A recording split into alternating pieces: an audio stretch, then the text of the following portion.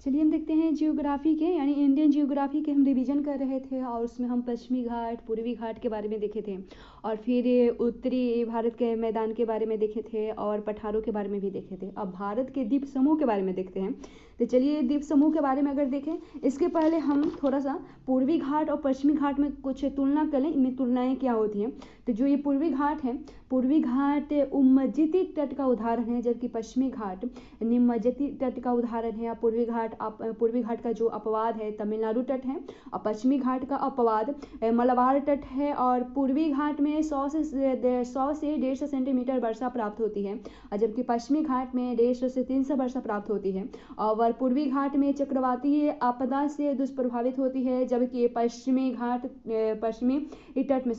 तट में सामान्यतः अप्रभावित कुछ अपवादों को छोड़कर होते हैं।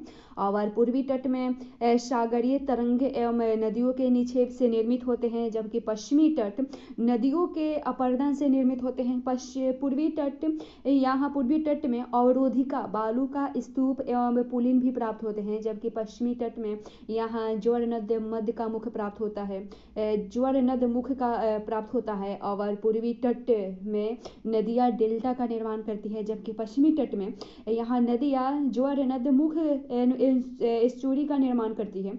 और पूर्वी तट में प्रवाहित नदियाँ वृद्धावस्था में होती है, जिसका वेग अत्यंत कम होता है, जबकि पश्चिमी तट में नदियों का अवस्था युवावस्था में होता है, इनका वेग उच्च होता है। और पूर्वी तट में यहाँ आर्द्र मानसूनी वन प्राप्त होते हैं, जबकि पश्चिमी तट में यहाँ आर्द्र सदाबहार वन पाए जाते हैं। पूर्वी तट में चावल, नारियल एवं तारे की कृषि की जाती है, जबकि पश्चिमी तट में चावल, नारियल, आम, केला, सुपारी, स्ट्रॉबेरी, काजू एवं गर्म मसालों की कृषि की जाती है। और पूर्वी तट में यहाँ कृत्रिम बंदरगाह प्राप्त होते हैं, जो अपवाद है विशाखापट्टनम। और पश्चिमी तट में यहाँ प्राकृतिक बंदरगाह पाए जाते हैं। और पूर्वी तट में मत्स्य उत्पादन के दृष्टि से ज़्यादा अनुकूल नहीं है पूर्वी तट, जबकि पश्चिमी तट जो है यहाँ मत्स्य उत्पादन की अपार संभावनाएं होती है। उसके बाद अब हम देखते हैं भारत के द्वीप समूह के बारे में। ये प्रीलिम्स के लिए काफ़ी महत्वपूर्ण भी हैं। तो देखते हैं भारत के द्वीप समूह के बारे में अध्ययन करें, इसका रिवीजन करें। तो भारत के द्वीप समूह दो भागों में विभाजित होते हैं। पहला बंगाल खाड़ी के द्वीप समूह और दूसरा बंगाल सागर के द्वीप समूह। तो बंगाल जो भारत का द्वीप समूह है दो भागों में विभाजित होता है, बंगाल खाड़ी का द्वीप समूह, दूसरा अरब सागर के द्वीप समूह। और ये दोनों ओर के द्वीपों की कुल संख्या, दोनों ओर के जो ये बंगाल खाड़ी के द्वीप समूह है और अरब सागर के द्वीप समूह है, ये दोनों ओर के द्वीपों की कुल संख्या 1000 से भी अधिक है, परंतु 100 से कम द्वीपों में मानव अधिवास पाए जाते हैं। 1000 से भी अधिक तो द्वीप हैं, लेकिन 100 से भी कम द्वीपों में मानव अधिवास यहाँ पाए जाते हैं। और दोनों ही क्षेत्रों में अवस्थित द्वीप समूहों को मुख्य रूप से, जैसे अंडमान निकोबार द्वीप समूह हो गए, मुख्य रूप से विभाजित यहाँ करके देख सकते हैं, अंडमान निकोबार द्वीप समूह और लक्षद्वीप समूह हो गए। तो अंडमान निकोबार द्वीप समूह देखें तो अंडमान निकोबार द्वीप समूह है, उसकी उत्पत्ति के दृष्टि से पूर्वांचल पहाड़ियों के सागर में डूबे हुए हिस्सों को शीर्ष भाग कहा जाता है। जो अंडमान निकोबार है उसकी उत्पत्ति जो है वो क्यों दिखता है, इसकी उत्पत्ति क्यों है, तो इस उत्पत्ति के दृष्टि से देखा जाता है, कहा जाता है कि जो पूर्वांचल पहाड़ियाँ हैं उसके सागर में डूबे हुए हिस्से के शीर्ष, पूर्वांचल पहाड़ियों के हिस्से के शीर्ष जो सागर में डूब गए हैं उन्हीं के ये शीर्ष भाग अंडमान निकोबार द्वीप समूह है। और अर्थात नवीन वलित चट्टानों से निर्मित है ये अंडमान निकोबार द्वीप समूह। ये पूर्वांचल पहाड़ियों के भाग हैं, उसके शीर्ष है उस पहाड़ियों के जो सागर में डूबे हुए हैं, और जिनकी कुल संख्या 572 है। और इनमें से केवल जो 26 द्वीप हैं, इनके द्वीपों की संख्या 572 है, लेकिन इनमें से जो 26 द्वीप हैं, 26 द्वीप ही में जिसमें मानव अधिवास पाए जाते हैं। 572 में 26 द्वीपों में ही मानव अधिवास पाए जाते हैं अंडमान निकोबार समूह के। और इन द्वीपों के समीप प्रवाल भित्तियों का भी विकास हुआ है, जहां तटीय प्रवाल भित्तियां पाई जाती हैं। और इन द्वीपों में इन द्वीपों में नॉर्थ अंडमान में शार्डल चोटी की अवस्थिति है, जिनके उत्तर पूर्व में अवस्थित नारकोडम प्रशुष्क ज्वालामुखी पाई जाती है। जो ये इन द्वीपें हैं, जो 26 द्वीप हैं, 26 द्वीपों में मानव अधिवास पाए जाते हैं और इन द्वीपों के समीप ही परवाल भित्तियां का भी विकास हुआ है और जहाँ तटीय परवाल भित्तियां भी पाई जाती है। और इन द्वीपों में जो नॉर्थ अंडमान है, नॉर्थ अंडमान में जो शार्डल चोटी है उसकी अवस्थिति भी है, और इसके उत्तर में, शार्डल चोटी के उत्तर में उत्तर पूर्व में अवस्थित नारकोडम प्रशुष्क ज्वालामुखी अवस्थित है। और नारकोडम एवं नॉर्थ अंडमान, या जिसे आइसलैंड भी कह सकते हैं, नारकोडम एवं नॉर्थ अंडमान या आइसलैंड कोको चैनल द्वारा म्यांमार के कोको द्वीप से पृथक है। और साउथ अंडमान राजधानी, जो साउथ अंडमान की राजधानी है, राजधानी पोर्ट ब्लेयर एवं अंडमान एवं निकोबार की सर्वोच्च चोटी माउंट हैरिट अवस्थित है। और इस द्वीप के उत्तर पूर्व में लगभग 140 किलोमीटर दूर अवस्थित वैरेन द्वीप सक्रिय ज्वालामुखी है। तो क्या है, तो ये जो अंडमान निकोबार द्वीप समूह है, इससे इन द्वीपों में जो नॉर्थ अंडमान है, नॉर्थ अंडमान में शार्डल चोटी अवस्थित है और जिससे कि उत्तर पूर्व में नारकोडम प्रशुष्क ज्वालामुखी अवस्थित है। ठीक है, और नारकोडम एवं जो नॉर्थ अंडमान या जो आइसलैंड है, वहाँ कोको चैनल द्वारा, इन दोनों को कोको चैनल द्वारा म्यांमार के कोको द्वीप से पृथक करता है। और जो साउथ अंडमान है, साउथ अंडमान की राजधानी पोर्ट ब्लेयर एवं अंडमान एवं निकोबार की सर्वोच्च चोटी माउंट हैरिट अवस्थित है और इस द्वीप के उत्तर पूर्व में लगभग 140 किलोमीटर दूर की अवस्थित है ये। और यहाँ अवस्थित वैरेन द्वीप सक्रिय ज्वालामुखी, मैंने 140 जो ये माउंट हैरिट है ये अवस्थित है। और इस माउंट हैरिट के द्वीप से उत्तर पूर्व में कम से कम लगभग 140 किलोमीटर दूर अवस्थित वैरेन द्वीप सक्रिय ज्वालामुखी अवस्थित है। और साउथ अंडमान एवं लिटिल अंडमान, साउथ अंडमान एवं लिटिल अंडमान दक्कन पास द्वारा एक दूसरे से पृथक हैं, जबकि अंडमान निकोबार, जो अंडमान और निकोबार है, 10 डिग्री चैनल द्वारा ये पृथक होते हैं। और यह लिटिल अंडमान एवं कार निकोबार के मध्य से गुजरते हैं। और ग्रेट निकोबार एवं सुमात्रा द्वीप, जो ग्रेट निकोबार है और सुमात्रा द्वीप ग्रेट है, ग्रेट निकोबार और सुमात्रा द्वीप ग्रेट चैनल द्वारा पृथक होते हैं। और उसके बाद इन द्वीपों में जरवा, ओंग, सेंटरलेज, सोमपेन एवं निकोबरी जनजातियां पाई जाती हैं। जो ये द्वीप हैं, यहाँ पर जरवा, ओंग, सेंटलीज और सोमपेन एवं निकोबरी जनजातियां पाई जाती हैं, ये निवास करती हैं यहाँ पर। अब यह खाद्य संग्रहण एवं मत्स्य का कार्य भी करती है। यह द्वीप सघन सदाबहार वनों से ढके हुए भी हैं और यहाँ केला के अलावा साग सब्जी का भी उत्पादन किया जाता है। हुगली नदी के मुहाने पर, सब जानते हैं कि कलकत्ता हुगली नदी के तट पर बसा हुआ है, तो हुगली नदी के किनारे पर, हुगली नदी के मुहाने पर अवस्थित सागर द्वीप एवं न्यूमर द्वीप बंगाल खाड़ी के अन्य महत्वपूर्ण ये द्वीप हैं। उसके बाद लक्षद्वीप के बारे में देखें, अंडमान निकोबार द्वीप देख लिया, अब लक्षद्वीप के बारे में देखें तो ये इसकी उत्पत्ति की दृष्टि से लक्षद्वीप वलयाकार परवाल भित्तियों के उदाहरण है। कहा जाता है कि जो ये लक्षद्वीप है ये परवाल भित्तियों के संग्रहण से, परवाल भित्तियों के इसके ये उदाहरण कहा जाता है। इन द्वीपों का निर्माण परवाल भित्तियों की वजह से हुए हैं। तो वहीं जो ये अंडमान निकोबार द्वीप है ये पूर्वांचल पहाड़ियों के ही अंश है, जो पूर्वांचल पहाड़ियों के शीर्ष जो सागर में डूबे हुए हैं उसी का ये अंश वही है अंडमान निकोबार द्वीप। और जो ये लक्षद्वीप है ये इसकी उत्पत्ति की दृष्टि से ये वलयाकार प्रतीत होते हैं, वलयाकार जैसे हैं और ये परवाल भित्तियों के उदाहरण हैं, जिनकी कुल संख्या 43 है। और इनमें से सबसे बड़ा द्वीप दक्षिणी भाग में अवस्थित मिनिकॉय द्वीप है। ये लक्षद्वीप के 43 द्वीप हैं, ठीक है, और इन 43 में से सबसे बड़ी द्वीप दक्षिण भाग में अवस्थित है जिसका नाम मिनिकॉय द्वीप है और यह 8 डिग्री चैनल द्वारा मालदीव से पृथक है। और इसके उत्तर में अवस्थित अमीन द्वीपी एवं कवरती द्वीप 9 डिग्री चैनल द्वारा मिनिकॉय से पृथक है।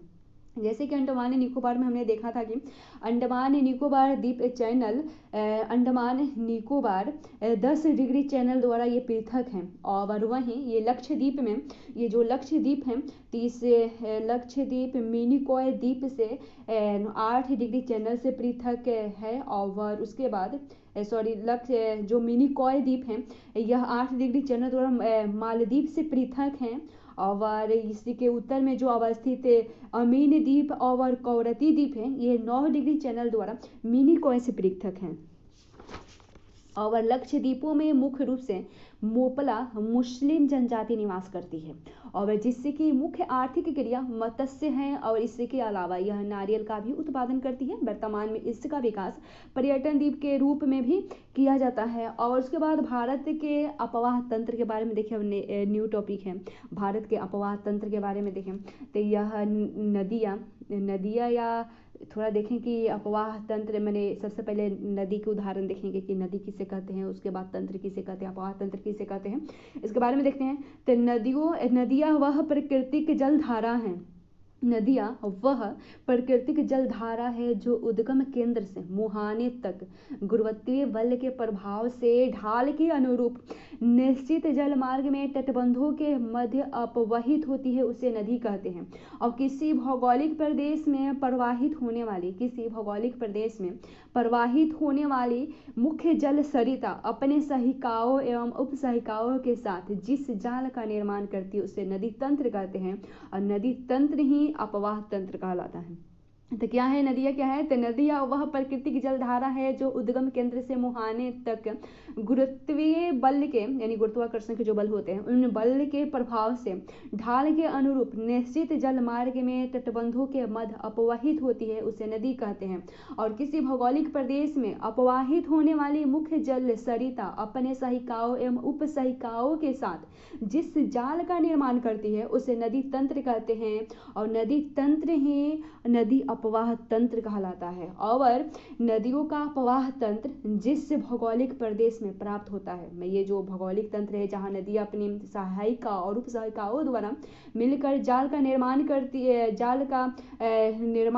है और उसे नदी तंत्र जब कहलाती है, ये नदी तंत्र ही अपवाह तंत्र कहलाते हैं। कि जब ये नदियाँ जिस भौगोलिक क्षेत्र में नदी तंत्र प्राप्त होती है, जहाँ ये सब जाल बनाती है, तंत्र बनती है, नदी तंत्र कहलाती है। जहाँ ये तंत्र बनाती है, ये जिस भौगोलिक प्रदेश में यह अपवाह तंत्र का निर्माण करती है, यहाँ वह जहाँ ये प्राप्त होते हैं या विकसित होते हैं, उसे ही अपवाह द्रोणी भी कहा जाता है। और अपवाह द्रोणी में अपवहित द्रोणी सहिकाओं उपसहिकाओं के माध्यम से जिस अधिकतम दूरी का जाल ग्रहण कर पाती है उसे नदी जल अधिग्रहण क्षेत्र कहा जाता है। जैसे गंगा का उत्तरी कैचमेंट बृहद हिमालय है, और जो दक्षिणी कैचमेंट विंध्य एवं हजारीबाग की पहाड़ियाँ हो गई। और दो नदी तंत्रों एवं दो नदी द्रोणियों को दो नदी द्रोणियों को पृथक करने वाले भौगोलिक प्रदेश को जल विभाजक कहा जाता है। जब दो नदी तंत्रों और दो नदी द्रोणियों को पृथक करने वाले जो भौगोलिक प्रदेश होते हैं उन्हें ही विभाजक कहा जाता है। और भारत में मुख्य जल विभाजक की संख्या 5 है, जिन्हें संयुक्त रूप से महान जल विभाजक यानी ग्रेट वाटर डिवाइजर ही कहा जाता है। जैसे कि हिमालय हो गए, अरावली हो गए, विंध्य श्रेणी हो गए, सतपुड़ा की श्रेणी और पश्चिमी घाट हो गए। तो यह बंगाल की खाड़ी में जल विसर्जित करने वाली नदियों को अरब सागर की ओर अपवाहित नदियों से पृथक कर देती है। जो ये जल विभाजक, ये जो 5 जल विभाजक हैं जो भारत में पाई जाती हैं, ये बंगाल खाड़ी के नदियों में जल विसर्जित जो करने वाली नदियां हैं, नदियों को अरब सागर की ओर अपवाहित नदियों से पृथक ये कर देती हैं। तो चलिए देखते हैं हिमालय और प्रायद्वीपीय नदियों के मुख्य तुलना करके देखें कि हिमालय वाली नदियाँ जो प्रायद्वीपीय नदियाँ हैं इनमें मुख्य तुलनाएं क्या हैं। तो देखते हैं हिमालय की नदी में, तो जो हिमालय की नदियाँ होती है वो पूर्ववर्ती नदियाँ होती है। जो हिमालय की नदियाँ हैं वो पूर्ववर्ती नदियाँ हैं, जबकि प्रायद्वीपीय नदियाँ अनुवर्तीय नदियाँ हैं। और हिमालयी नदियाँ, हिमालय की नदियाँ सादा नीरा है, जबकि प्रायद्वीपीय नदियाँ मौसमी एवं अंतरालीय प्रकृति की है। और हिमालय की नदियाँ जल की प्राप्ति 3 स्रोतों से करती है, हिमायनी जल, वर्षा जल और भूमिगत जल से। जबकि जो ये प्रायद्वीपीय नदियाँ होती हैं ये केवल वर्षा जल से ही अपने जल प्राप्ति करती हैं। और हिमालय की नदियाँ युवा अवस्था में होती है, जिनका वेग तीव्र होता है और अपर्दन शक्ति उच्च प्राप्त होती हैं। जबकि जो ये प्रायद्वीपीय नदियाँ हैं यह प्रौढ़ावस्था में एवं वृद्धावस्था में होती है, जिनका जल वेग मंद एवं अपर्दन शक्ति क्षीण हो चुकी होती है, यानी निम्न हो चुकी होती हैं। और जो हिमालय की नदियाँ हैं वी आकार की घाटी बनाती है, जिनकी मार्ग में जल प्रपात एवं छिप्रिकाओं का भी निर्माण प्राप्ति होती है। जबकि जो प्रायद्वीपीय नदियाँ हैं ये यू आकार की एवं या विस्तृत यू आकार की घाटियों का निर्माण करती है। और जो ये हिमालय की नदियां हैं यह जलोद जल मार्ग का निर्माण करती है, जबकि प्रायद्वीपीय नदियां चट्टानी जल मार्ग का निर्माण करती है। हिमालय की नदियों का अपर्दन प्रतिदिन वृक्षाकार प्रतिरूप है, जबकि प्रायद्वीपीय नदियों का प्रतिरूप में आयताकार प्रतिरूप है। और हिमालय की नदियों में घाटी विकास की प्रक्रिया निरंतर चल रही होती है, जबकि प्रायद्वीपीय नदियों का घाटी विकास प्रक्रिया समाप्त हो चुकी होती है। और हिमालय की नदियों में डेल्टा विस्तार की प्रक्रिया चल रही होती है, जबकि प्रायद्वीपीय नदियों में डेल्टा विस्तार की प्रक्रिया अवरुद्ध हो चुकी होती है। और हिमालय की नदियों में जल विद्युत उत्पादन की क्षमता उच्च होती है, परंतु अपर्दन निम्न होता है। जबकि जो प्रायद्वीपीय नदियाँ हैं यहाँ जल विद्युत उत्पादन की क्षमता निम्न होती है, परंतु उत्पादन दर उच्च होता है। और हिमालय की नदियाँ यह मैदानी क्षेत्रों में नौकाकार यानी बोटिंग योग्य होती हैं, जबकि जो ये प्रायद्वीपीय नदियाँ हैं जलप्रपात एवं छिप्रिकाओं के कारण इसमें नौकायन नहीं किया जा सकता, केवल डेल्टा क्षेत्र में ही नौकायन किया जा सकता है प्रायद्वीपीय नदियों में। और हिमालयी जो नदियाँ हैं इनमें जल आयतन वर्ष में 2 बार ही अधिक प्राप्त होते हैं, जबकि जो ये प्रायद्वीपीय नदियाँ हैं केवल 1 बार प्राप्त होते हैं, जुलाई से अगस्त। और यहाँ जो हिमालयी नदियाँ हैं इसमें जब 2 ही बार आयत इसमें जल आयत वर्ष 2 बार ही अधिक प्राप्त होते हैं, मई से जून और अगस्त से सितंबर। प्रायद्वीपीय नदी में केवल 1 बार ही प्राप्त होते हैं, जुलाई से अगस्त में।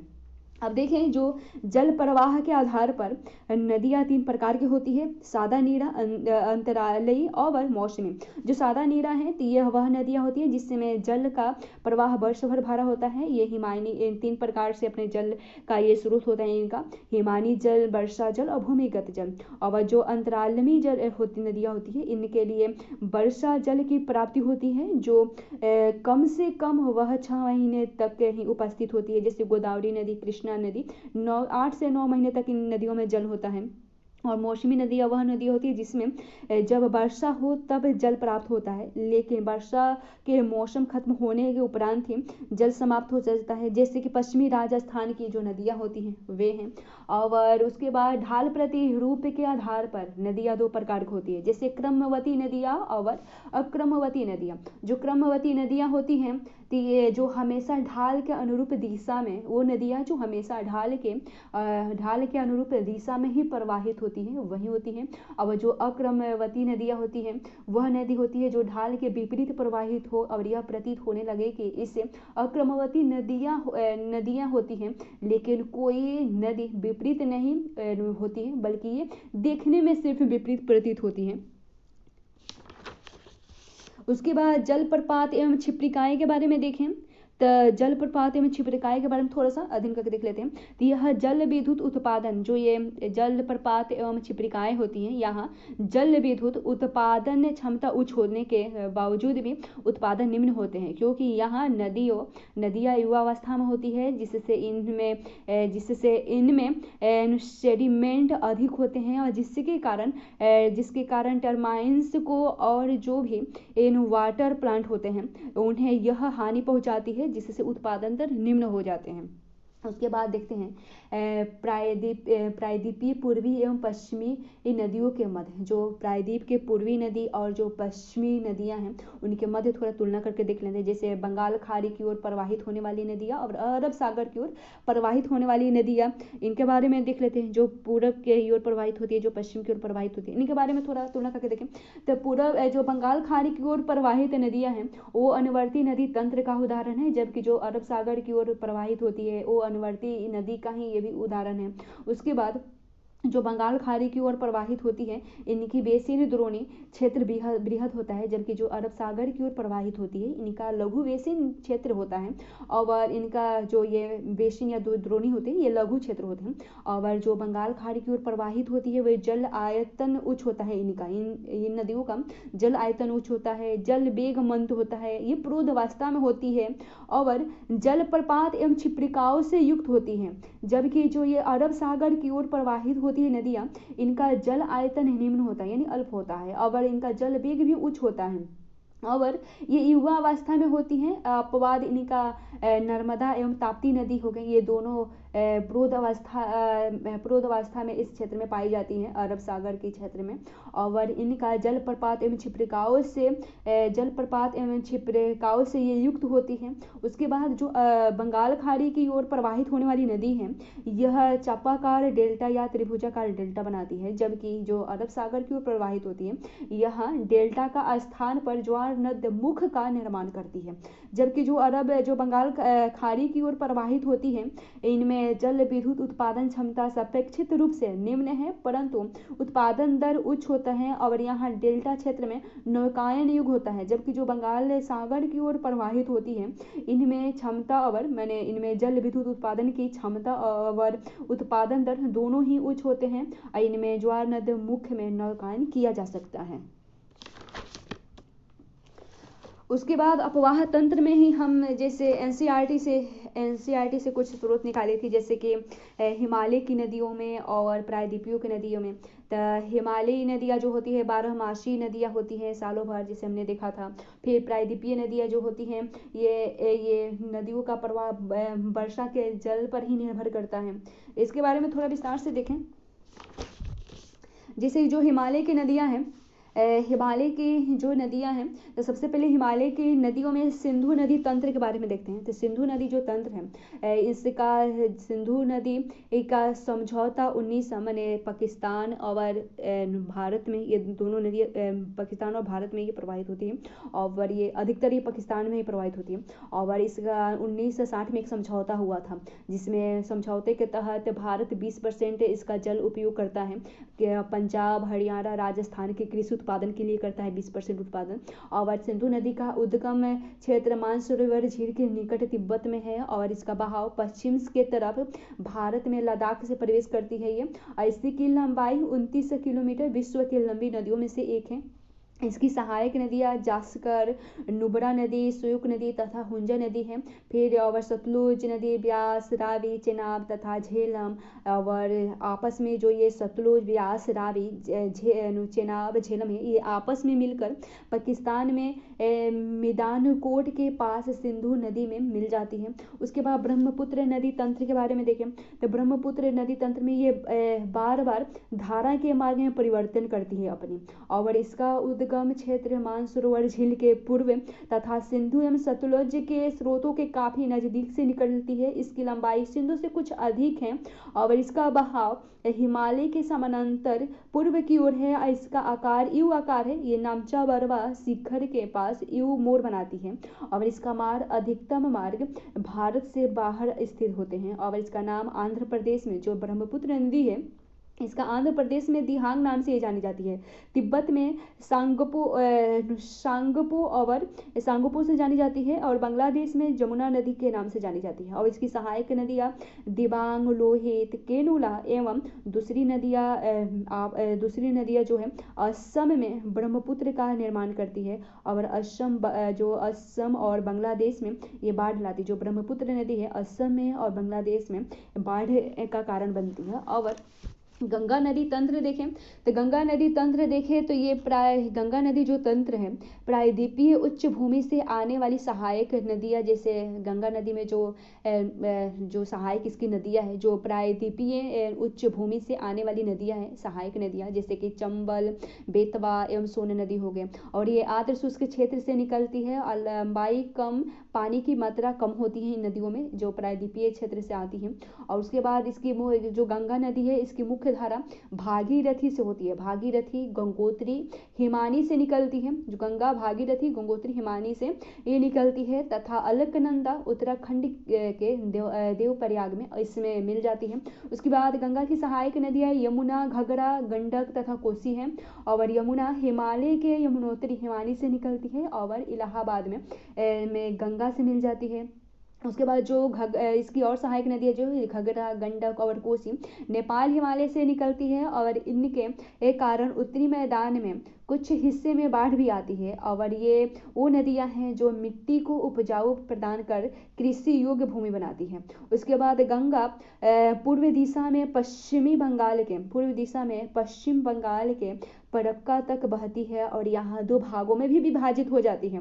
एक भागीरथी हुगली इसकी एक वितरिका है जो दक्षिण की तरफ बहती है और ये बंगाल के खाड़ी में मिल जाती है। और दूसरा जो इसकी भाग है, हिस्सा है, ये मुख्य धारा दक्षिण की ओर बहती है और बांग्लादेश में प्रवेश करती है और ब्रह्मपुत्र इससे आकर मिल जाती है। और गंगा और ब्रह्मपुत्र समुद्र में विलीन होने से पहले ही मेघना के नाम से जाने जाते हैं और बंगाल की खाड़ी में मिल जाते हैं। और इन नदियों से बनाया गया डेल्टा सुंदरबन डेल्टा है और यहाँ बंगाल टाइगर भी पाए जाते हैं। और यहाँ गंगा पर नमामि गंगे परियोजना एक परिष्कृत संरक्षण मिशन भी चलाया जा रहा है। उसके बाद प्रायद्वीपीय नदियों के तंत्र देखें, अपवाह तंत्र के बारे में तो हिमालय नदियों के बारे में तो देख लिए, ब्रह्मपुत्र, गंगा, सिंधु नदी। और उसके बाद अब प्रायद्वीपीय नदियों के तंत्र के बारे में देखें तो जो प्रायद्वीपीय नदियां हैं तो ये पश्चिम घाट से पश्चिम बहने वाली नदियां हैं और ये जल विभाजक का निर्माण पश्चिमी घाट द्वारा होता है इन नदियों में। और जो पश्चिमी तट के निकट उत्तर से दक्षिण की ओर बहती है। और इसकी जो पश्चिम घाट से पश्चिम में बहने वाली जो नदियां हैं वो नर्मदा, ताप्ती, ये दोनों नदियां हैं। अजवार नद मुख का ये निर्माण करती है, नर्मदा और ताप्ती। और मुख्य नदी और है जो महानदी, गोदावरी, कृष्णा, कावेरी, ये जो पूर्व की ओर ये बहती है। पश्चिम की ओर बहती है नर्मदा, ताप्ती और पूर्व की ओर बहती है महानदी, गोदावरी, कृष्णा, कावेरी।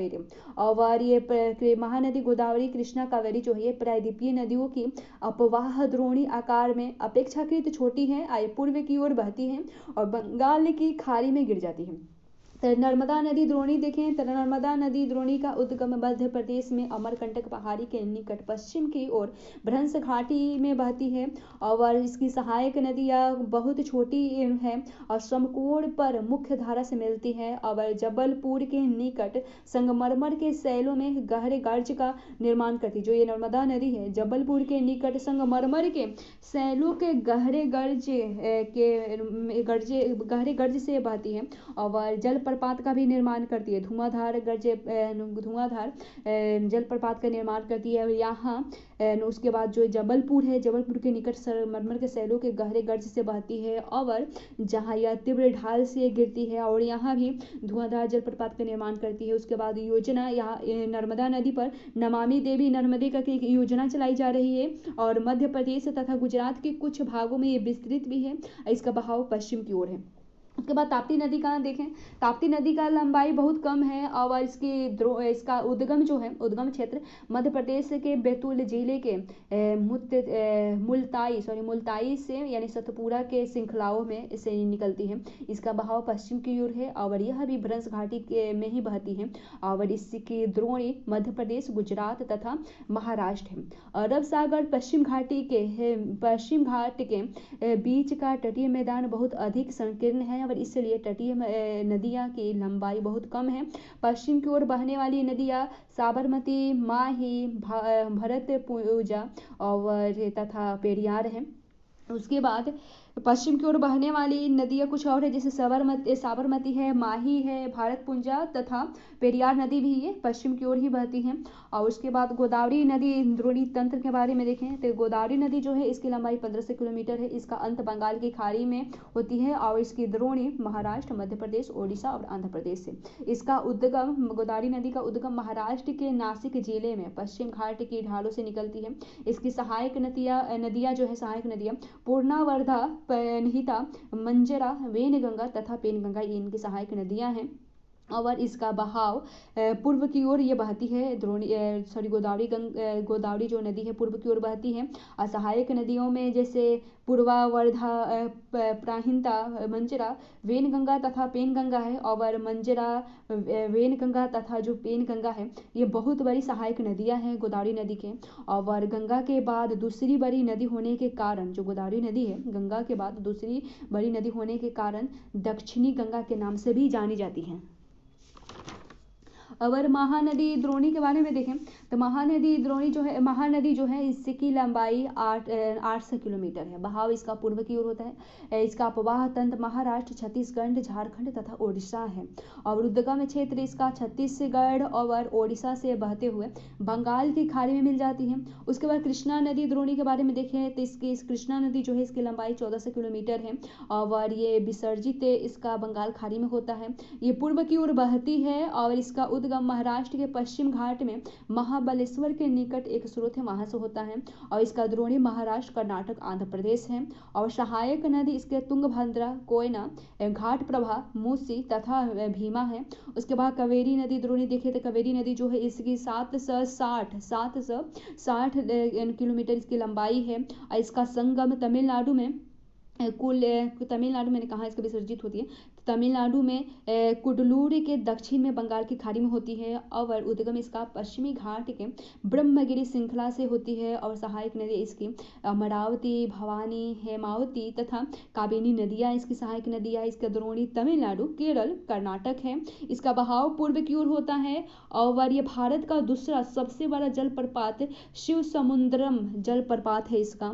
और मुख्य नदी जो पूर्व की ओर बहती है, दामोदर नदी, ब्राह्मणी नदी, बैतरणी नदी, स्वर्ण रेखा नदी है, ये सब पूर्व की ओर बहती है। कावेरी भी पूर्व की ओर बहती है। उसके बाद अब हम भारतीय जलवायु के बारे में देखते हैं। भारतीय जलवायु यानी मानसून के बारे में देखते हैं। तो भारतीय न्यू टॉपिक है भारतीय जलवायु। तो भारतीय जलवायु मानसूनी प्रकृति की है। जो भारत की जलवायु है मानसूनी प्रकृति की है। और मानसूनी शब्द अरबी भाषा के मौसम शब्द से बना है, जिसका अर्थ सूर्य के आभासी विस्थापन से हेडली कोशिका में प्रवाहित व्यापारिक पवनों की दिशा में व्युत्क्रमण है। और अर्थात पवनों की दिशा में ऋतुओं के अनुसार होने वाली परिवर्तन को ही मानसून कहा जाता है।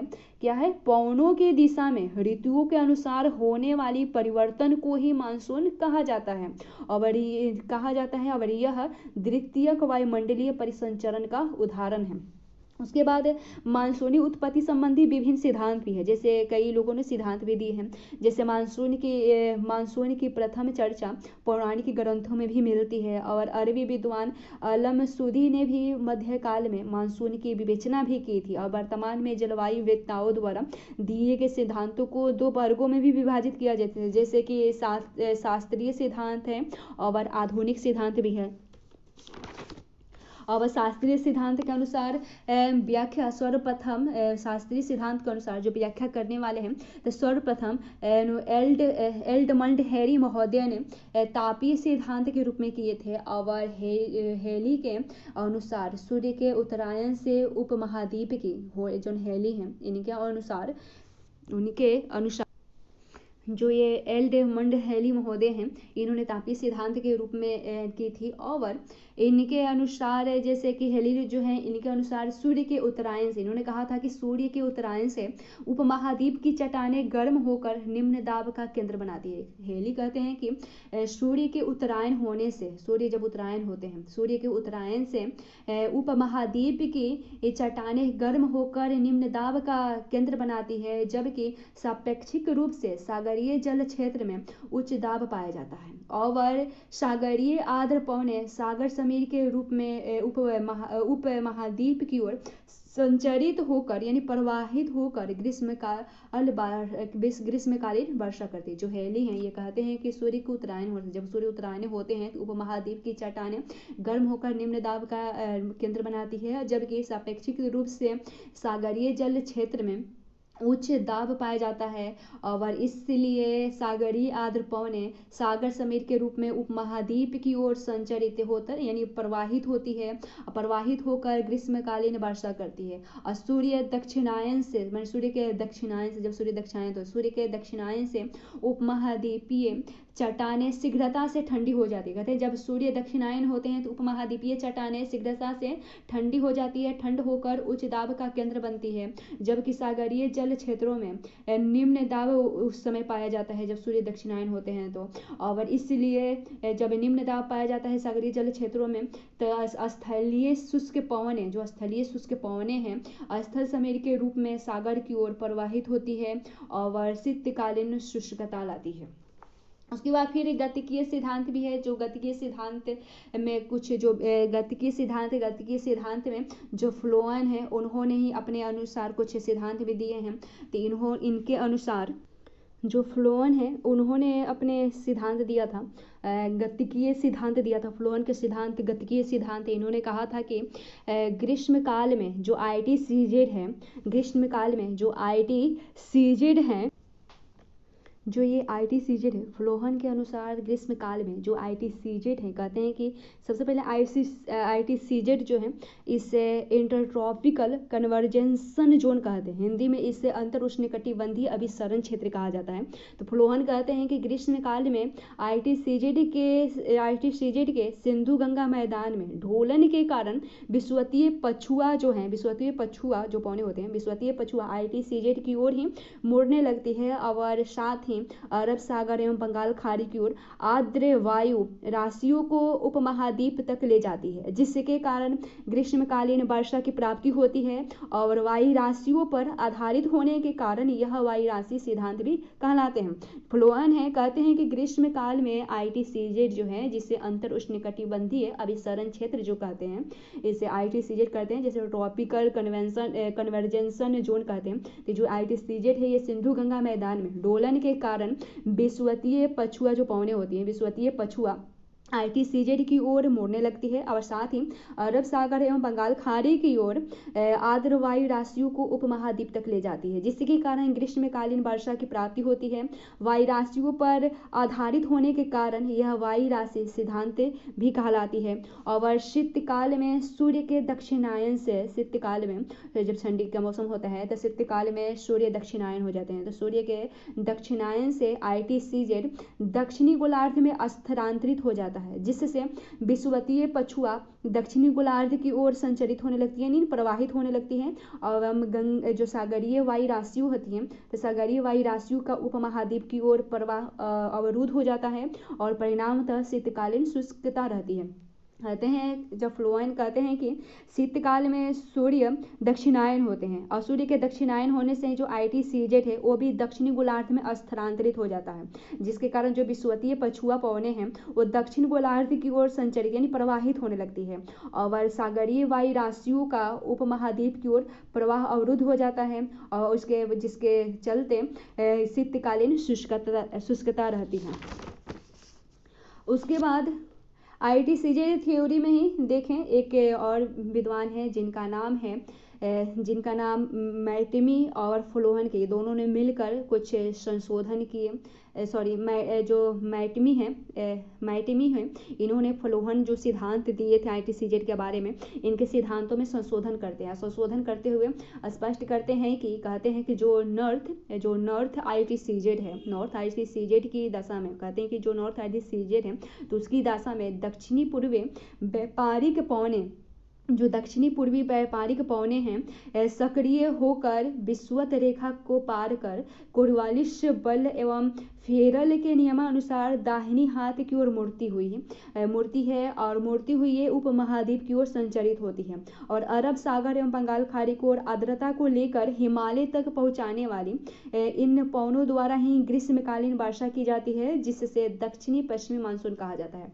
जो मैटमी है इन्होंने फ्लोएम के सिद्धांत में संशोधन करते हुए इन्होंने स्पष्ट कहा कि जो नॉर्थ ITCZ है, जब नॉर्थ ITCZ की दशा होती है तो उसमें दक्षिणी पूर्वी व्यापारिक पवनें होती हैं वे सक्रिय हो जाती है, सक्रिय होकर विषुवत रेखा को पार करती है और कोरवालिस बल एवं फेरल के नियमानुसार दाहिनी हाथ की ओर मुड़ते हुए ये उपमहाद्वीप की ओर संचरित यानी प्रवाहित होती है और अरब सागर एवं बंगाल खाड़ी की आर्द्रता को लेकर हिमालय तक पहुंचने वाली इन पवनों द्वारा हैं जो ये पवने हैं, जो ये कोरवालिस बल लगता है और ये दाहिनी हाथ की ओर मुड़ती है और उपमहाद्वीप की ओर संचरित ये होती है और अरब सागर एवं बंगाल खाड़ी की ओर आर्द्रता को लेकर हिमालय तक पहुंचती है।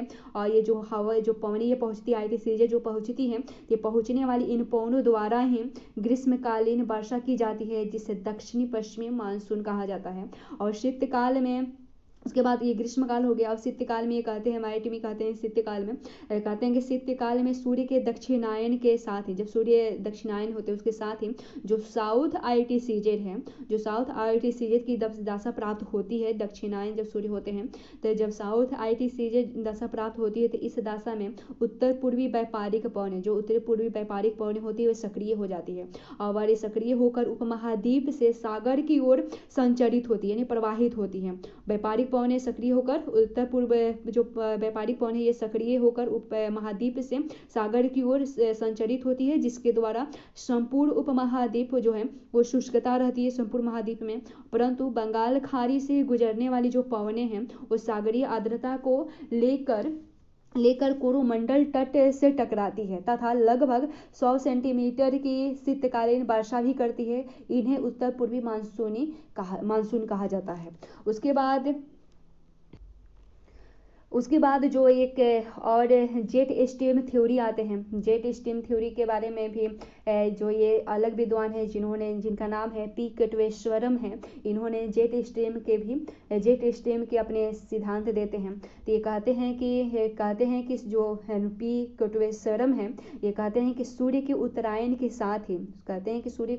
साथ ही उपोष्णकटिबंधीय पछुआ जेट भारतीय मैदान से विस्थापित होकर हिमालय के उत्तरी भाग में चली जाती है जिसका प्रभाव भारतीय महाद्वीप में निम्न दाब निर्माण में सहायक होती है। कहते हैं P कटवेश्वरम जो है ये कहते हैं कि सूर्य के उत्तरायण से, जब सूर्य उत्तरायण होते हैं तो उनके उत्तरायण के साथ ही उष्णकटिबंधीय जो पछुआ जेट पवने हैं, जो पछुआ जेट है वो भारतीय मैदान से विस्थापित हो जाते हैं, विस्थापित होकर हिमालय के उत्तरी भाग में चली जाती है जिसका प्रभाव भारतीय उपमहाद्वीप में निम्न दाब निर्माण में, भारतीय उपमहाद्वीप में जो निम्न दाब का निर्माण होता है ये ही निम्न दाब निर्माण में सहायक होती है जो हिमालय की ओर चली जाती है। और उसके बाद इसके अलावा कहते हैं कि इसके अलावा 4000 मीटर की ऊंचाई में अवस्थित ही तिब्बत पठार की आर्कियन नग्न चट्टानें, जो तिब्बत पठार की आर्कियन नग्न चट्टानें हैं उष्मा अवशोषित कर अवशोषण का कार्य करती है और जिससे पठार की जो वायु है गर्म हो जाती है, गर्म होकर संवहन के रूप में आरोहित होने लगती है और लगभग 8 किलोमीटर की ऊंचाई में पहुंचकर यह आरोहित वायु ठंडी हो जाती है और ठंडी होकर जो गर्म वायु हुए हैं वो ठंडी हो जाती है और ठंडी होकर चारों ओर फैलने लगती है जिसके एक शाखा कोरवालिस बल के प्रभाव से दाहिनी ओर मुड़ जाती है और मुड़ती हुई उष्णकटिबंधीय पूर्वा जेट के रूप में प्राप्त होती है और यह जेट धारा विंध्य एवं सतपुड़ा के समानांतर संचरित होती हुई सोमालिया तट के समीप अवतलित होती है जिससे सोमालियाई उच्च दाब का निर्माण होता है। और सोमालियाई उच्च दाब से जब सोमालियाई उच्च दाब प्राप्त होती है तो इससे प्रति चक्रवातीय दशाओं में पवनों का वहीर प्रभाव होने लगता है जिसकी एक शाखा अरब सागर होते हुए भारतीय प्रायद्वीप की ओर संचरित होकर ग्रीष्मकालीन मानसून के उत्पत्ति में सहायक होती है। उसके बाद मोनेक्स से आते हैं, मानसून की उत्पत्ति देखें यानी मोनेक्स के बारे में। तो 1970 के दशक में भारत एवं यूएसआर सहित विश्व के कई देशों के जलवायुवेताओं के समूह ने मानसून की विलक्षणता को समझने के लिए संयुक्त प्रयास किए, और जिसे ही मोनेक्स कहा जाता है। मोनेक्स जो है, इसमें 1970 के दशक में भारत और यूएसआर सहित विश्व के कई देशों के जो जलवायुवेताओं हैं उनके समूह ने मानसून की विलक्षणता को समझने के लिए संयुक्त प्रयास किए, साथ मिलकर प्रयास किए, जिसे मोनेक्स कहा जाता है। और ये मोनेक्स के अनुसार सूर्य उत्तरायण से भारतीय उपमहाद्वीप में निम्न दाब निर्मित होती है। ये मोनेक्स इन सबके समूह के साथ ये मानसून की विलक्षणता को समझने का प्रयास करते हैं, और ये इससे जो इससे समझने के प्रयास से जो निर्णय निकलता है, मोनेक्स के निर्णय निकलता है, इसके अनुसार जो होता है वो उसके अनुसार, जैसे कि सूर्य कहते हैं ये लोग कि सूर्य उत्तरायण से भारतीय उपमहाद्वीप में निम्न दाब निर्मित करता है। जब सूर्य उत्तरायण होते हैं तो उस समय भारतीय उपमहाद्वीप में निम्न दाब निर्मित होता है, और ITCZ उत्तरी गोलार्ध में संचरित होकर 25 से 35 डिग्री के मध्य डोलन करता है। और ITCZ के विस्थापन से दक्षिणी पूर्वी व्यापारिक पौने जो हैं, ITCZ के विस्थापन से दक्षिणी पूर्वी व्यापारिक पौने उत्तरी गोलार्ध में संचरित होने लगती है, और तिब्बत पठार के तापन के साथ साथ उपोष्ण जेट हिमालय के उत्तरी भाग से संचरित होने लगती है, तथा यहाँ से उत्पन्न पूर्वी जेट धारा सोमालियाई उच्च दाब निर्माण में सहायक होती है। इसके अलावा ऑस्ट्रेलियाई जो मरुभूमि है, तो इसके अलावा ऑस्ट्रेलियाई मरुभूमि में निर्मित प्रति चक्रवात की एक शाखा दक्षिणी पूर्वी व्यापारिक पौनों से संयुक्त होती है। जो ऑस्ट्रेलियाई के मरुभूमि है उसमें निर्मित प्रति चक्रवात की एक जो शाखा दक्षिणी पूर्वी व्यापारिक पौनों से संयुक्त होती है, और तिब्बती प्रति चक्रवात के बाह्य प्रवाह की एक शाखा विषुवत रेखा को पार करती है, और करती हुई दक्षिणी गोलार्ध में मिस्कर्निज द्वीपों के समीप अवतलित होती है, जहां ITCZ एवं सिंधु गंगा के मैदान के संवहन से निर्मित बाह्य प्रवाह की पवन धाराएं भी अवतलित होती हैं, जिससे यहाँ पर सशक्त मिस्कर्निज प्रति चक्रवात निर्मित हो जाते हैं। उसके बाद इस प्रति चक्रवात की एक शाखा दक्षिणी पूर्वी व्यापारिक पवन से संयुक्त होकर विषुवत रेखा की ओर संचरित होती है, और दक्षिणी पूर्वी व्यापारिक पवने मिस्कर्निज एवं ऑस्ट्रेलियन हाई पवनों के साथ जो दक्षिणी पूर्वी व्यापारिक पवने हैं, तो दक्षिणी पूर्वी व्यापारिक पवने मिस्कर्निज एवं ऑस्ट्रेलियन हाई पवनों के साथ साथ ITCZ में अभिसरित होने के लिए विषुवतीय निम्न दाब की ओर प्रवाहित होती है, जहां पर इसे पथ प्रदर्शन का काम फिंडलेटर जेट करती है, और तथा कोरवालिस बल के प्रभाव से यह दाहिनी हाथ की ओर मुड़ जाती है, जिससे सोमालियन हाई की एक शाखा भी संयुक्त हो जाती है। और अब इस प्रकार से यह संयुक्त पवन अनुशाखाएं दक्षिण पश्चिम से उत्तर पूर्व की ओर ग्रीष्मकालीन मानसून के रूप में संचरित होती हैं। यह मई के अंतिम सप्ताह में मलाबार तट से टकराकर मानसून विस्फोट के रूप में प्रथम मानसून वर्षा करती है। उसके बाद मानसून की क्रियाविधि के बारे में देखें तो कुमारी जो अंतरीप है, भारत की जो कन्याकुमारी अंतरीप है, तो कुमारी अंतरीप से टकराकर दक्षिणी पश्चिम मानसून दो शाखाओं में विभाजित हो जाती है। एक बंगाल खाड़ी की शाखा और एक अरब सागर की शाखा होती है, यहाँ ये बट जाती है। और कोरोमंडल तट का बंगाल खाड़ी शाखा का समानांतर उपस्थिति होने के कारण ग्रीष्मकालीन शुष्कता रहती है यहाँ पे, और ये पौने अंडमान निकोबार द्वीप समूह में वर्षा करती है और उत्तर पूर्व की ओर संचरित होती है। और बंगाल खाड़ी की शाखा का एक भाग कृष्णा, गोदावरी नदी, महानदी, स्वर्ण रेखा नदी एवं हुगली नदी के मुहाने से प्रवेश करती है। बंगाल खाड़ी की जो एक शाखा है, बंगाल खाड़ी की शाखा एक भाग बंगाल खाड़ी की जो शाखा है वो कृष्णा नदी, गोदावरी नदी, महानदी और स्वर्ण रेखा नदी एवं हुगली नदी के मुहाने से प्रवेश करती है। प्रवेश कर तेलंगाना, विदर्भ, छोटा नागपुर के पठार एवं बंगाल मैदान में वर्षा करती है, तथा दूसरा भाग पूर्वोत्तर भारत के पर्वतीय एवं पठारीय भागों में टकराकर लगभग 200 सेंटीमीटर के वर्षा करती है। जो बंगाल खाड़ी के दक्षिण पश्चिम मानसून दो शाखाओं में बढ़ती है, बंगाल खाड़ी की शाखा और अरब सागर की शाखा।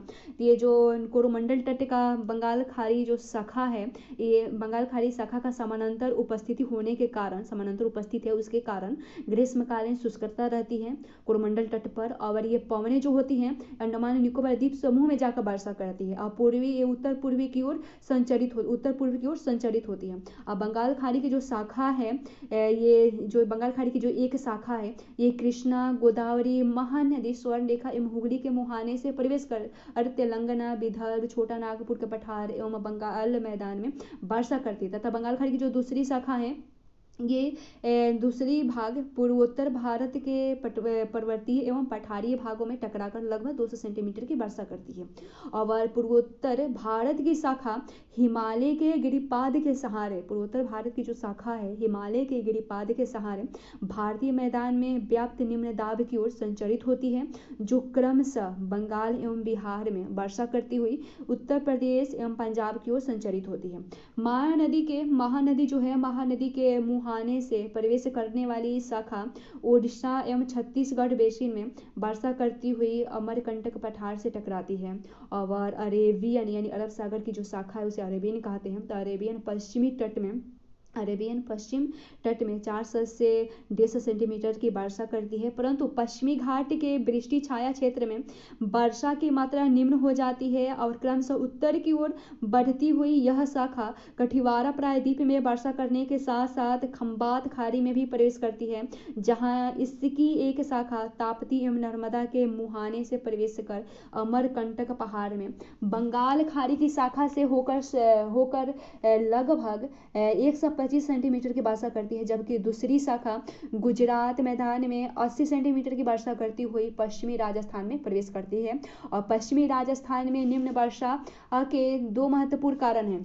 पश्चिमी राजस्थान में जो वर्षा होती है उसके दो महत्वपूर्ण कारण है। पहला कि अरावली का मानसूनी पवनों का समानांतर होना, जिससे पर्वतीय अवरोध की अनुपस्थिति होती है। और दूसरा कारण है कि ऊपरी वायुमंडल में तापीय प्रतिलोमन की उपस्थिति के कारण मानसून पवनों का शुष्क हो जाना है, इसीलिए पश्चिमी राजस्थान में निम्न वर्षा होती है। और जुलाई के अंतिम सप्ताह में, जुलाई जो महीना होते हैं उसके अंतिम सप्ताह में अरब सागर एवं बंगाल खाड़ी की शाखा पंजाब मैदान में संयुक्त होकर लगभग पंजाब जो जुलाई का अंतिम जब सप्ताह होती है तब बंगाल सागर की जो शाखा है अरब सागर की जो शाखा है, अब बंगाल खाड़ी की जो शाखा होती है वो पंजाब मैदान में संयुक्त हो जाती है, मिल जाती है और लगभग 80 से 100 सेंटीमीटर की ये वर्षा करती है दोनों मिलकर। तथा यह उत्तराखंड और हिमाचल प्रदेश की पहाड़ियों से टकराकर बादल विस्फोट के रूप में वर्षा करती है, अर्थात मई के अंतिम सप्ताह से लेकर अगस्त के प्रथम सप्ताह तक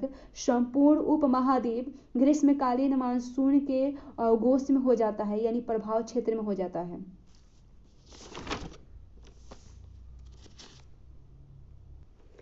उसके बाद अब न्यू टॉपिक है कि भारतीय मानसून पर एल नीनो और ला नीनो का प्रभाव के बारे में देखें। मैंने क्या प्रभाव पड़ता है भारतीय, मैंने इसी में कहें मानसून में ही कहें जलवायु में कहें, भारतीय मानसून पर एल नीनो और ला नीनो का क्या प्रभाव पड़ता है। तो जब ये वर्षा होती है तो एक तरफ ज़्यादा हाई प्रेशर और एक तरफ ज़्यादा लो प्रेशर होता है, और इससे भारतीय ओशन डायपोल ही कहते हैं। जब यह डायपोल ला नीनो वर्ष का कारण से मिसकर्निज हाई प्रेशर के और हाई प्रेशर होने से यह मानसून के लिए सकारात्मक होते हैं और इसे पॉजिटिव डायपोल भी कहते हैं। ये पॉजिटिव डायपोल है और इसलिए इंडियन ओशन में पॉजिटिव डायपोल के निर्माण के दशा में भारतीय मानसून वर्षा सामान्य से अधिक प्राप्त होती है।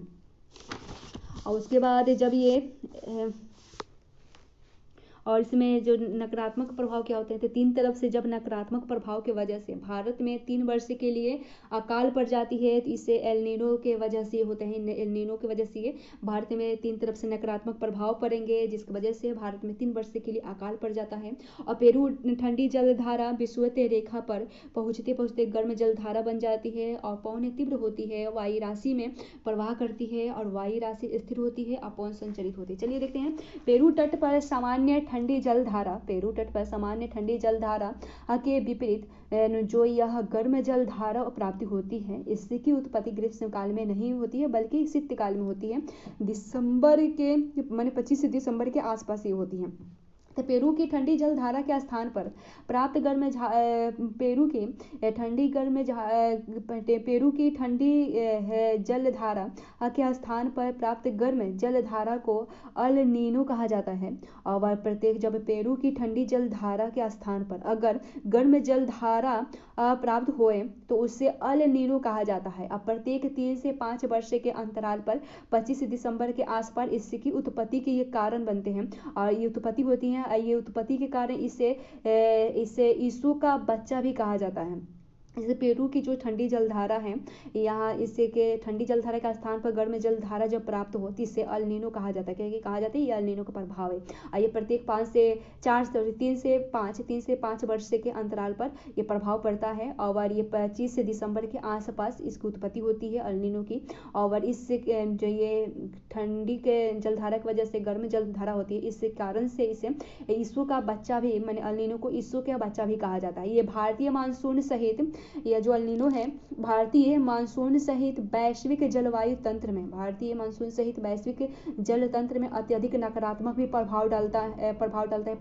नकारात्मक प्रभाव होने के कारण इसे यीशु का नटखट एवं जिद्दी बच्चा भी कहा जाता है, जिसके प्रभाव से मरुस्थल में वर्षा होती है तथा वर्षा वाले क्षेत्र शुष्क रह जाते हैं।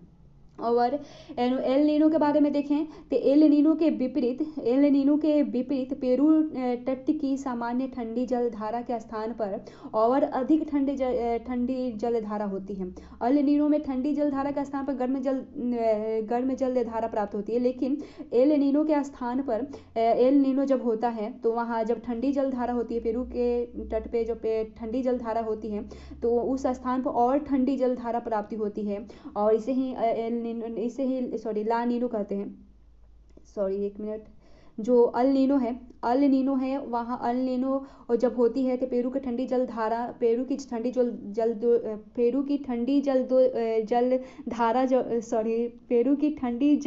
जो है वो गर्म जलधारा बन जाती है और ये 25 दिसंबर के आसपास होती है और इसकी उत्पत्ति होती है अल नीनो की। और यीशु का बच्चा भी कहा जाता है। यह भारतीय मानसून पर वैश्विक जलवायु तंत्र का अधिक नकारात्मक प्रभाव डालता है। इसलिए भारत में यीशु का नटखट बच्चा भी कहा जाता है, जिद्दी बच्चा भी कहा जाता है, जिसके प्रभाव से मरुस्थल में वर्षा तो होती है लेकिन जो वर्षा वाले क्षेत्र होते हैं वहाँ शुष्कता रह जाती है। और इसके विपरीत पेरू के तट पर सामान्य ठंडी जलधारा जो प्राप्त होती है उसके स्थान पर और अधिक जब जलधारा प्राप्त हो तो उसे ला नीनो कहा जाता है। कि ला नीनो का ये प्रभाव ला नीनो है। अब इसके प्रभाव से भारतीय मानसून सहित वैश्विक सामान्य जलवायु पर सकारात्मक प्रभाव पड़ता है, पूरा विश्व पर सकारात्मक प्रभाव पड़ता है, जिससे हम भारत के संदर्भ में 2 मानचित्रों के माध्यम से भी समझ सकते हैं जो पहले बनाए गए थे। यहाँ हम नहीं बना सकते और सिर्फ रिवीजन कर सकते हैं। और एल नीनो के प्रभाव से भारतीय मानसूनी प्रभाव पर 3 प्रकार के नकारात्मक प्रभाव संभव है। माने एल नीनो के प्रभाव से जो एल नीनो होता है तो एल नीनो के प्रभाव से भारतीय मानसून पर 3 प्रकार से नकारात्मक प्रभाव पड़ते हैं। क्योंकि एल नीनो में पेरू के तट पर जब जो ठंडी जलधारा होती है, ठंडी जलधारा के स्थान पर गर्म जलधारा के प्रभाव होता है, गर्म जलधारा प्राप्त होती है और इसमें वैश्विक स्तर पर नकारात्मक प्रभाव भी डालता है। ये 3 से 5 वर्ष के अंतराल पर ये आता है और इससे के प्रभाव से भारतीय मानसून पर भी 3 प्रकार से नकारात्मक प्रभाव पड़ते हैं। और जैसे पहला है कि सामान्य दशाओं में जैसे इसका पहला नकारात्मक प्रभाव है भारत में सामान्य दशाओं में हिंद महासागरीय वर्कर सेल से मेस्कर्निज हाई प्रेशर यानी उच्च दाब की सशक्तिकरण समाप्त हो जाती है यानी अवरुद्ध हो जाती है। और दूसरा नकारात्मक जो प्रभाव है कि इंडोनेशिया तट पर निर्मित उच्च दाब से एक पवन प्रवाह विषुवत रेखा के समानांतर पश्चिम की ओर संचरित होती है, जो कि दक्षिणी पूर्वी व्यापारिक पवने के प्रवाह मार्ग में बाधा उत्पन्न करती है। तीसरा जो प्रभाव पड़ता है नकारात्मक ये है कि कुछ एक अल नीनो वर्षों में इंडोनेशिया के पास दुर्बल निम्न दाब बना रहता है, जिसके संवहन से प्राप्त हिंद महासागरीय प्रवाह उत्तर हिंद महासागर में या भारतीय प्रायद्वीप में अवतलित होकर उच्च दाब का निर्माण कर देती है। सामान्य वर्ष में जब सामान्य वर्ष हो तो सामान्य वर्ष में प्रशांत महासागर के दोनों ओर प्राप्त यानी सामान्य वर्ष हो जब ना ला नीनो हो ना अल नीनो हो, जब दोनों ना हो यानी सामान्य वर्ष हो तो सामान्य वर्षों में प्रशांत महासागर के दोनों ओर प्राप्त दाब बिंदु अल नीनो वर्षों में विपरीत हो जाते हैं और इस परिघटन को इनसो यानी ENSO कहते हैं, यानी एल नीनो सार्डम पेसिफिक डोलन कहते हैं। और उसके बाद ला नीनो वर्ष में जब ला नीनो वर्ष हो तो ला नीनो वर्ष में या सामान्य वर्षों में दक्षिणी हिंद महासागर के पश्चिमी भाग में उच्च दाब एवं पूर्वी भाग में निम्न दाब की दशा होती है और इस दशा को इंडियन ओशन पॉजिटिव डाइपोल कहा जाता है, जिससे कि एल नीनो वर्षों में यह निगेटिव डाइपोल में परिवर्तित हो जाती है। और एल नीनो वर्षों में इंडोनेशिया उच्च दाब क्षेत्र में पेरू निम्न दाब क्षेत्र की ओर पवन प्रवाह के प्रभाव में ऐसे उत्पन्न उपसतही जलधारा केल्विन करेंट कहलाती है। और अल नीनो वर्षों में पेरू तट के गर्म जलधारा जो है अल नीनो वर्षों में पेरू तट के गर्म जलधारा राशियों का जल तापीय प्रसार के कारण उत्तरी प्रशांत महासागर में पहुंचकर निम्न दाब का निर्माण कर देती है, जिसके सहारे निर्मित जो चक्रवात है ओमोडेकी कहलाते हैं।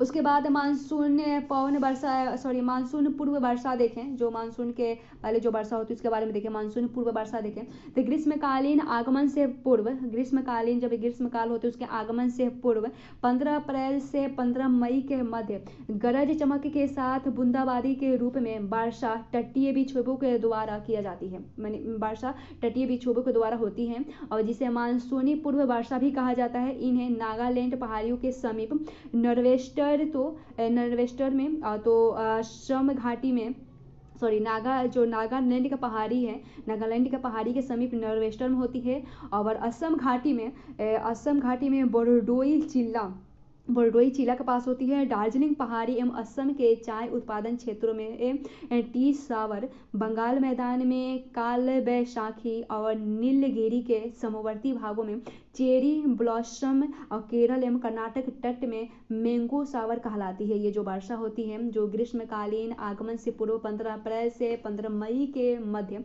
गर्जन चमक के साथ बूंदाबांदी के रूप में वर्षा जो होती है ये वर्षा तटीय विक्षोभ के द्वारा होती है और जिसे मानसून की पूर्व वर्षा भी कहलाती है। ये नागालैंड पहाड़ियों के समीप नॉर्वेस्टर कहलाती है और उसके बाद असम घाटी में ये बोरडोई जिला और दार्जिलिंग पहाड़ी एवं असम के चाय उत्पादन क्षेत्रों में ये टी सावर कहलाती है और बंगाल मैदान में काल वैसाखी कहलाती है, जबकि नीलगिरी के समवर्ती भागों में ये चेरी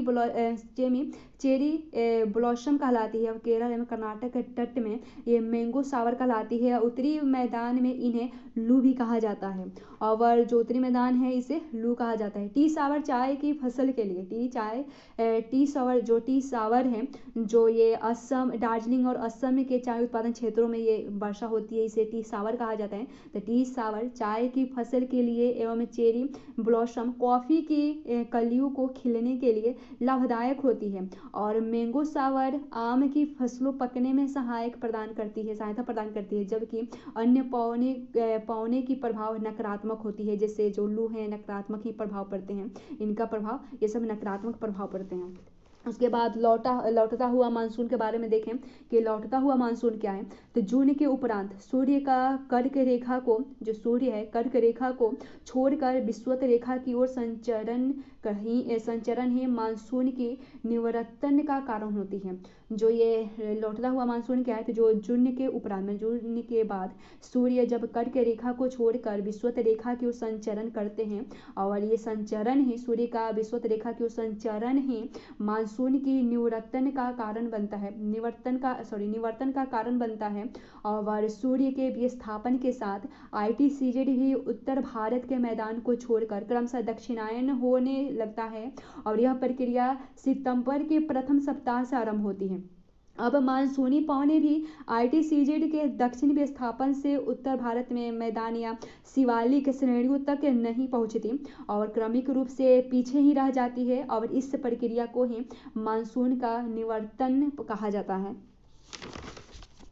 उसके बाद शीतकालीन मानसून क्या है। शीतकालीन मानसून के बारे में देखें तो सूर्य दक्षिणायन के साथ, जब सूर्य दक्षिणायन होते हैं तो उनके सूर्य के दक्षिणायन होने के साथ ही ITCZ भी दिसंबर के प्रथम सप्ताह में भारतीय प्रायद्वीप को छोड़कर दक्षिणी गोलार्ध की ओर संचरित होने लगता है और जिसके प्रभाव से दक्षिणी पश्चिमी मानसून के स्थान पर उत्तर पूर्वी व्यापारिक पवनें सक्रिय हो जाती है और ये तथा उपमहाद्वीप से सागर की ओर संचरित होने लगती है ये पवनें। और यह उत्तर पूर्वी व्यापारिक पवनें बंगाल खाड़ी से संचरित होते समय खाड़ी की आर्द्रता को कोरोमंडल तट तक पहुंचाती है और जिसके द्वारा शीतकालीन लगभग 100 सेंटीमीटर की वर्षा यहाँ प्राप्त होती है कोरोमंडल तट में और इन्हें शीतकालीन मानसून कहते हैं।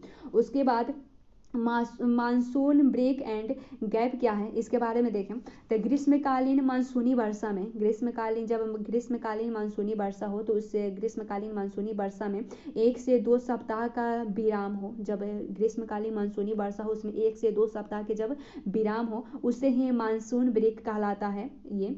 और जिसके प्रभाव से उत्तर भारत के मैदान में खरीफ के फसल पर नकारात्मक प्रभाव पड़ता है, जबकि 5 से 7 दिनों का विराम जब हो तो मानसून गैप कहलाता है और यह दोनों ही स्थितियों में ITCZ के डोलन पर निर्भर करती है।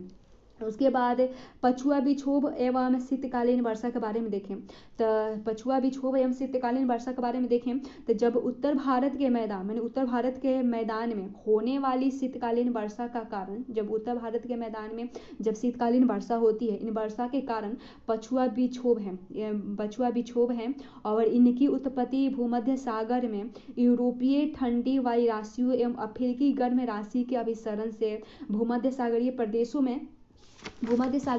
में बनने वाले वक्राग्र के सहारे चक्रवातों के रूप में होती है जिन्हें विक्षोभ कहते हैं।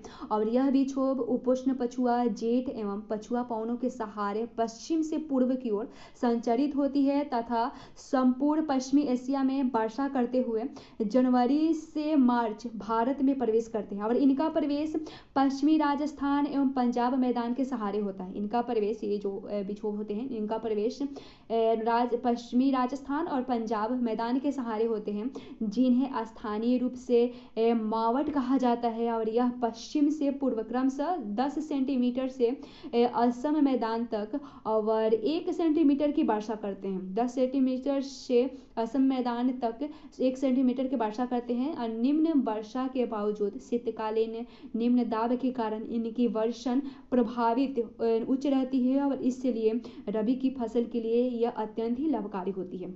और सिंधु गंगा के मैदान में वर्षा के साथ साथ इनके द्वारा हिमालयी क्षेत्रों में शीतकालीन हिमपात किया जाता है जो कि उत्तर भारतीय मैदानी नदियों के लिए साधन नीरा बनाए रखने में मददगार होते हैं तथा हिमालय में पर्यटन विकास की संभावनाएं भी पैदा होती है। उसके बाद भारत की जलवायु वर्गीकरण के बारे में देखें। भारत की जलवायु वर्गीकरण के बारे में देखें सबसे पहले कोपेन के अनुसार देखें तो कोपेन महोदय ने भारत का जलवायु वर्गीकरण निम्नलिखित 3 आधारों पर किया था। औसत तापमान पर, औसत वर्षा पर और वनस्पतियों का आधार पर किया था। इन्होंने वर्गीकरण के क्रम में तापमान के संदर्भ में निम्नलिखित 5 महत्वपूर्ण चरणों का प्रयोग किया है और जैसे कि ABCDE के माध्यम से, जबकि वर्षा के संदर्भ में FSWH NKG जैसे चरणों का प्रयोग किया है और इन दोनों ही आधारों पर भारत का जलवायु वर्गीकरण प्रस्तुत किया गया है। तो जो ये कोपेन महोदय हैं इन्होंने भारत के जलवायु के वर्गीकरण में निम्न 3 आधारों पर किया, जैसे कि वर्षा औसत तापमान पर, औसत वर्षा पर और वनस्पतियों के आधार पर। इन्होंने वर्गीकरण के क्रम में तापमान के संदर्भ में निम्नलिखित 5 महत्वपूर्ण चरणों का प्रयोग किया है, जैसे कि तापमान के क्रम में ABCDE का प्रयोग किया है, जबकि वर्षा के संदर्भ में इन्होंने FSWH जैसे चरणों का प्रयोग किया है और इन दोनों ही आधारों पर भारत का जलवायु वर्गीकरण प्रस्तुत किया गया है। तो चलिए देखते हैं इनके मुख्य जलवायु क्षेत्र निम्नलिखित है, जैसे कि जो AMW है यानी उष्णकटिबंधीय मानसूनी जलवायु जो है, ये तो उष्णकटिबंधीय मानसूनी जलवायु जहां ग्रीष्मकालीन वर्षा एवं शीतकालीन शुष्कता होती है। ठीक है, जो AMW है ये उष्णकटिबंधीय मानसूनी जलवायु जहां ग्रीष्मकालीन वर्षा एवं शीतकालीन शुष्का होती है, वहाँ ये AMW होते हैं। फिर जो AS है, AS ये उष्णकटिबंधीय ग्रीष्मकालीन शुष्कता एवं शीतकालीन वर्षा वाला ये क्षेत्र है। जो AW है ये उष्णकटिबंधीय सवाना जलवायु वाला क्षेत्र है। और जो BSHW है ये उष्णकटिबंधीय आर्द्र शुष्क स्टेपी तुल्य जलवायु क्षेत्र है। और CWG जो है ये उपोष्ण गंगा तुल्य जलवायु है जहां वर्षा के पूर्व चरम शुष्क दशाएं प्राप्त होती है। और जो BWHW है यह उष्णकटिबंधीय शुष्क मरुस्थल जलवायु से संबंधित क्षेत्र हैं। और जो DFC जो है ये शीतोष्णकटिबंधीय लघु ग्रीष्मकाल से युक्त सालों भर वर्षा वाली जलवायु है जहां ग्रीष्म में जल वर्षा एवं शीतकाल में हिमपात प्राप्त होते हैं। और जो ET हैं यह ध्रुवीय टुंड्रा जलवायु के समतुल्य वाले क्षेत्र हैं। अब हम आगे वाले चैप्टर में देखेंगे मृदा वाले, तो चलिए इस पर हम विराम देते हैं।